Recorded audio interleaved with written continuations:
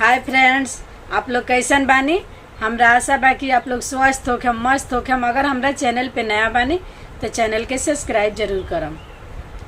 केरवा के सूखल बा कियारी हो, सैया ले चली कुदारी। केरवा के सूखल बा कियारी हो, सैया ले चली कुदारी। सासु घरवा हइले ना, ससुर घरवा हइले ना।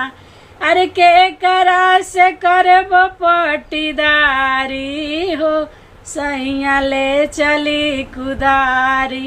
केरवा के सूखल बा कियारी हो, सैया ले चली कुदारी। गोतिन घरवा हइले ना, देवर घरवा हइले ना। गोतिन घरवा हइले ना, देवर घरवा हइले ना। अरे के करा से करबो पटीदारी हो, सैया ले चली कुदारी। केरवा के सूखल बा कियारी हो, सैया ले चली कुदारी।